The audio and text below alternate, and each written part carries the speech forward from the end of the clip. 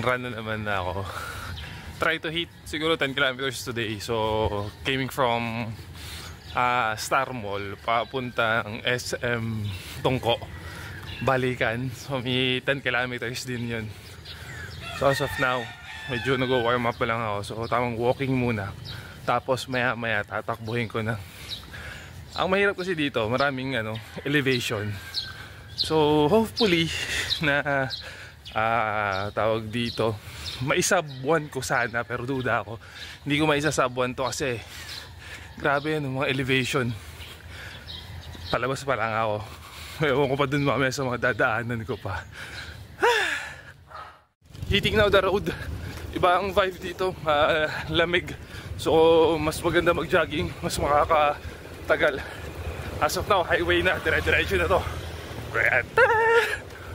Dito na ako sa Star Mall. Ayan, Star Mall na. Tapos unang sulong, dire-diretso pa baba. Tapos mamaya ahon naman. Maganda rito, own facing ko to. So marami akong pwedeng i-break na PR ko. Pero ang mahirap kasi dito, wala akong kakwentuhan. Kaya yun talaga, dire-diretso lang talaga ako na tatakbo. Straight. Nakaka 3 kilometers na ako, straight na yung takbo, walang hinto. Tapos eto yung first na ahon na gagawin ko. Ahon na. So mapapasabak na. Naubos ako sa ahon. Grabe. Doon lang ako tumagal talaga sa paahon. Tapos kurbada pa yung ahon niya. Kaya ngayon medyo recovery muna ako. Lakad-lakad muna. Tapos siguro after 3 minutes takbo uli ako.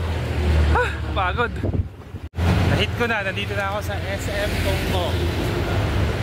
SM Tungko 5 kilometers 41 minutes and 53 seconds yata. Medyo mabagal compared dun sa ibang mga PR ko. Pero ang inano ko lang naman, ang medyo receive ko dito may mga ahon, unlike kapag dun sa mga flats. So ayan, SM Tungko. Balik na ako ngayon, another 5 kilometers ulit. Alam niyo, ito yung pinakamasarap na na mag-jogging na ganito. Sobrang hangin, sobrang lamig pa rin. Kaya hindi ako masyadong pinagpapawisan, hindi masyadong nakakatuyo, hindi masyadong nakakapagod. Buti na lang, hindi pa ganun kainit. Tapos pabalik na ako. Medyo sumisikat na yung araw. Usually kasi kapag nasa Metro Manila ako, ganitong pasikat na yung araw, mainit na. Tapos, ang polluted pa ng usok kasi dami sasakyan. Dito may mga sasakyan naman pero hindi ganun karami. Nakakatakot lang kasi provincial area, ang bibilis nila. Kaya buti na lang maluwag yung sidewalk dito. Okay na okay makapag-jogging ng safe. Kaya lagi ako ang jogging ko counter sa mga traffic, para kitang-kita ko yung mga paparating na sasakyan. Hindi ko alam pero usually kapag ganitong nag-jogging o nagro-road work, tuwing pabalik na ako kung saan ako nagsimula, bumabagal lagi ako. Ewan ko parang feeling na nakawala yung momentum, or siguro dahil sa excitement. Kasi pag ganun pala ako sa papunta, ang bilis ko pero pag pabalik na ako, nagko-cool down yung facing ko, bumabagal. Ganun din ba kayo? Ewan ko, ako lang siguro. Kanina tumatakbo ako. Ito yung isa sa binibilang ko. Kasi nalalagay nila kung ilang kilometers na lang Kaya na nakalagay doon 2 kilometers bago mag McDonald's. Pagbilang ko kung gaano pa kalayo, para nalilibang ako bukod sa sounds. Bali nakabalik na ako sa Star Mall. Ayan na yung Star Mall. Last 1 kilometer na lang, yun na lang ang tatakbuhin ko pabalik doon sa starting point ko kanina. So medyo naglalakad na lang ako, tapos tatawid lang. Pagka tawid ko, takbo na uli. Mabilis na lang to, 1 kilometer na lang. And nakabalik na ako dito sa starting point ko. I've just finished 10 kilometer run na safe. Tama guys, KMD na lang muna ako. Nakagawa ko rin yung target ngayong araw. 10 kilometer run. Nakapagod. Natapos yung 10 kilometer ng 1 hour and 34 minutes. Medyo matagal dun sa expected time ko. Pero wala ang daming ahon. Enjoy nung papunta kasi hindi pa ako pagod. Pero nung pabalik, Ramdam ko na yung ahon eh. Motivation na lang yung mga nadadaanan kong fast food at saka yung mga nagluluto-luto dyan sa tabi-tabi yung maaamoy ko. Well, isa pa yun sa sa kalaban. Kapag ka tumatakbo ka, maaamoy mo yung mga nagluluto ng mga pang-almusal, tawag ng mga pang-tanghalian, yung mga kari-karinderya. Nga pala kinakain kong ice candy. Gawa nga pala to ni Angel. Shoutout nga pala kay Angel dito sa ice candy niya. Mango flavor. Oras pa lang ba? 7:35 pa lang nag-ice cream tuloy. Nag-ice candy na ako, di ba? Napagkakamalan kong ice cream yung ice candy niya. Kaya ako maliligaw kayo dito sa Barangay Santo Cristo. May tindahan sila diyan. Bili kayo nitong ice candy na to, masarap. Medyo nalibang din ako nung papunta ako doon habang nagja-jogging. Kasi ang dami kong mga nakakasabay ng mga joggers din. Yung iba nakikita ko sumasakay ng jeep. Yung iba nagja-jogging, naglalakad papuntang Altaraza. Tapos yung pagdating ko doon sa SM Tungko, talagang siguro yun yung jogging spot nila dito. Malawak kasi ang Altaraza. Well, nakapunta naman ako doon sa loob ng Altaraza kaya familiar ako. So okay na okay mag-jogging doon. Safe. Speaking of safe, ang ganda ng nila rito, ng sidewalk. May pathwalk na, tapos meron pa yung sa drainage na syempre hindi dinadaanan ng mga sasakyan eh. So safe na safe ka. May dalawang line na pwedeng pag-walk at saka pag-jogging. Kaya wala lang, gusto ko na sabihin.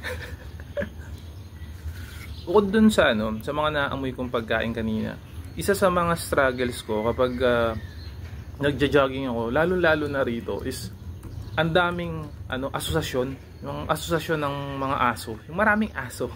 Nakabantay lagi sila, tapos ang sama ng tingin sa akin, parang gusto nila akong habulin. Kaya pagka nalalapit na ako dun sa mga asosasyon, medyo walking na lang muna ako. Tapos paglagpas ko sa kanila, tsaka ako medyo tatakbo.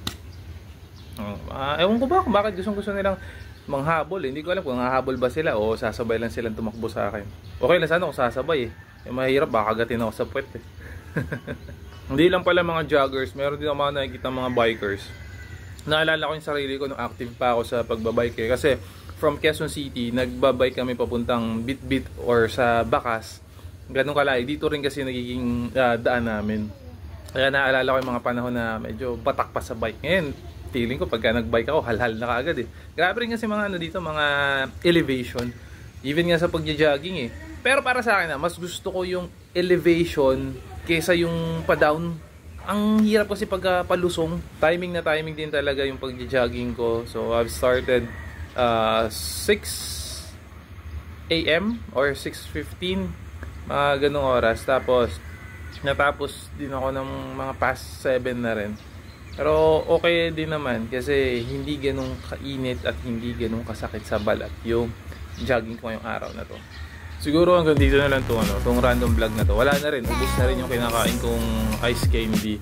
Sana sa susunod na mga panahon, yung gumawa ng ice candy na kinain ko, di ba sabi ko kayo si Angel, sana sa susunod, yung gagawin niya flavor naman is avocado flavor. Para maka-experience naman ako ng avocado flavor sa kanya. O kaya buko, langsa. Masarap yung ice candy niya, pino. Pero kidding aside, nagawa ko yung target ko today to run 10 kilometers. Satisfy ako dun sa oras, pero okay lang, ganun talaga. Hindi naman lagi nasa perfect pacing kapag tumatakbo. So hindi ko na hit yung target ko, and also hindi ko na beat yung PR ko pagdating sa 10 kilometers. Munti ko pa nga, buti hindi ko naisip na yun, magmotor na lang ako pupunta doon. Kasi 10 kilometers papuntang SM, yun, motorin ko na lang, tapos balik ako, hindi pa ako napalo. But at least finish the 10 kilometers. Nag-enjoy naman ako nakapag-exercise ngayong araw at magpapahinga na lang ako. Hopefully sa mga susunod meron akong mabudol na makasama ko ulit, kasi ngayon solo run, diba kapag solo run, earphone and sounds lang ang kasabay ko. Okay? Kung nakabot ka sa part na to, maraming salamat. Peace, signing out. Ciao!